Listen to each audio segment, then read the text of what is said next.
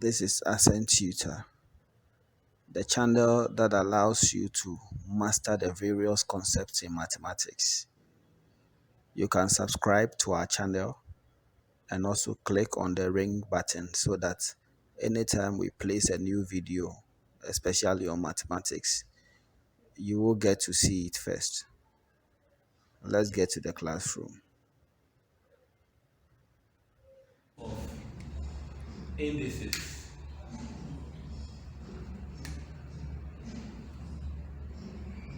When we say indices, they are numbers which are expressed in exponents. So for instance, if we have a to the power m, it's an indices. If we have 10 to the power 5, it's an indices. If we have 2 raised to the power, let's say 3, it's also an indices. So if we have a to the power m, this is referred to as the base, and this is our index, our exponent, or our degree. So anytime you have it in this manner, this will be your base, this will be your exponent. Let's look at the rules that governs indices. Now the rules are many, but we can start with the very first one, which is the product rule. If we have two numbers multiplying each other and they are of the same base, then it is going to be the base and then the powers are added. So this becomes m plus n. In effect, it means if we have 2 to the power 3 times 2 to the power 6, it is going to be 2 to the power 3 plus 6, which is 2 to the power 9. If we have 1 over 3 to the power 4 times 1 over 3 to the power 2, it becomes 1 over 3 to the power 4 plus 2, which is 1 over 3 to the power 6. So that is basically the first rule. We can go on to the second rule. The second rule says if we have a to the power m divided by a to the power n is the same as a to the power m minus n, which means if I have 5 to the power 2 divided by 5 to the power 3, it is going to be 5 to the power 2 minus 3, which is 5 to the power minus 1. Now, if we have it in this manner, let's say 10 to the power 7 divided by 10 to the power 3 is the same thing. This becomes 10 to the power 7. This is a division line, so it's the same rule. So minus the 3, which will give us 10 to the power 4. So basically that is the second rule. Third rule. We look at the third rule.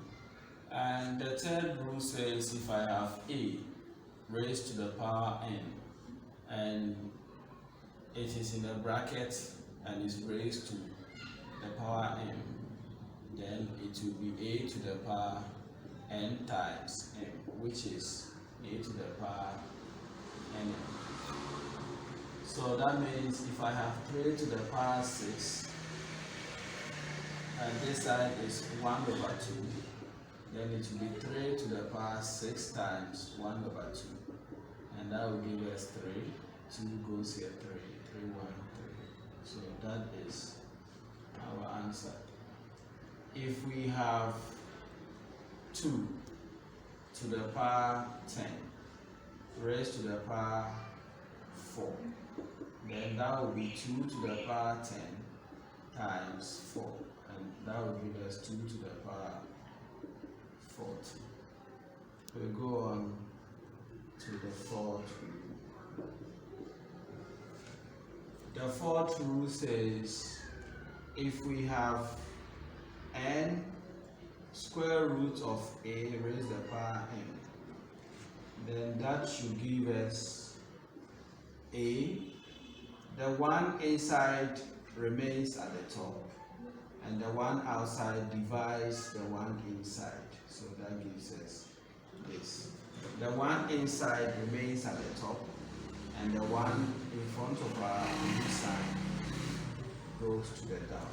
So that means if I have the cube root of 7 to the power 8, that should be 7 to the power, the one inside goes up, the one outside goes down.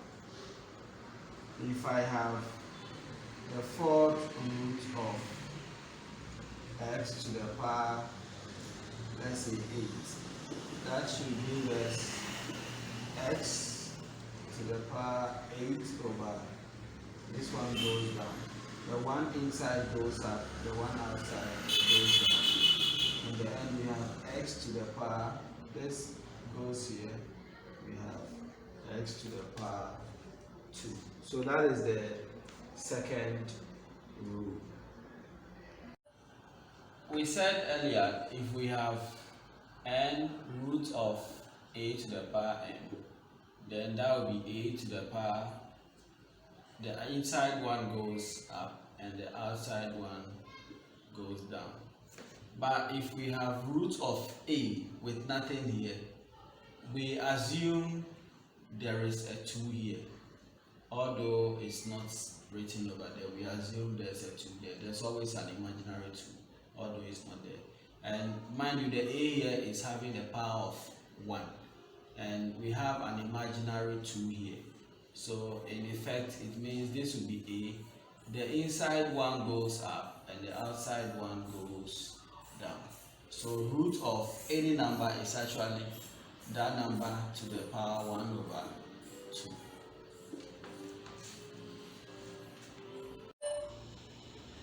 We continue with the fifth rule. The fifth rule, these rules are the same as the laws. So the fifth one is when you have a and a times b all raised to the power n, then we can expand it as a to the power n times b to the power n. So if I have, let's say, 2a raised to the power 5, then that is actually 2 to the power 5 times a to the power 5. And 2 to the power 5 will give us 32, a to the power 5. So if we have 4 times, let's say, m times, let's say, b, all raised to the power 3, that would be, let's say, 2. That would be 4 to the power 2 times n to the power 2 times b to the power 2. So basically that is how to apply that particular law. We can look at the sixth one. And the sixth one says if I have 1 over a raised to the power n, then if I decide I want to change it from this form and I want to bring the a up, it will come up, but I must negate the power. So in the end I will get a minus m. So if I have 1 over 2 to the power 3, it is actually 2 to the power minus 3. If I have 1 over a to the power 3, b to the power 2, that will give us a to the power minus 3, b to the power minus 2. Because whenever they are coming up, their powers become negated.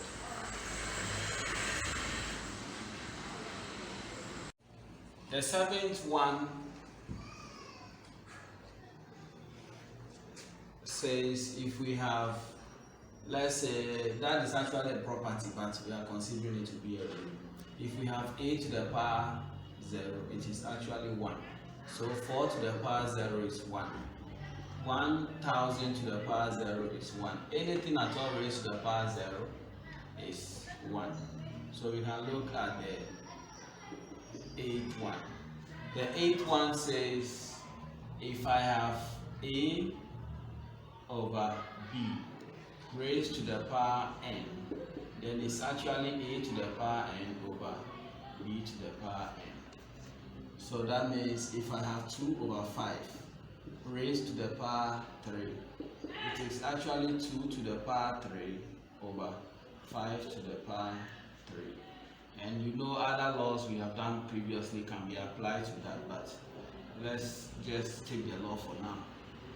And then if we have 1 over, let's say 7 over 5, 7 over, let's say 10 raised to the power 6, it is actually 7 to the power 6 over 10 to the power 6. Now the ninth law or the ninth rule suggests that if I have a to the power m being equal to b to the power m, because the powers are the same, we can assume the bases are also what? The same. So a would therefore be equal to b. And in another way, if we have a to the power n equals b to the power, if we have a to the power n equals a to the power m, because the bases are the same, the powers are equated. So that is n equals m. So when the powers are the same, the bases are equated. And when the bases are the same, the powers are equated. We can try some examples actually of that.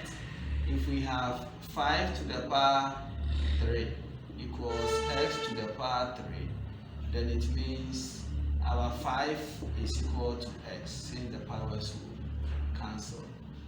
Y to the power 2, if is equal to 10 to the power 2, then it means y is equal to 10. And in the other way also, if we have 7 to the power 3 equals, let's say 7 to the power 2 equals y, let's say 7 to the power x equals 7 to the power 4, then x is equal to 4. If we have x to the power 2y equals x to the power 6, then 2y is actually equal to 6, and we can continue further to get y as 3. So basically these are the rules for now.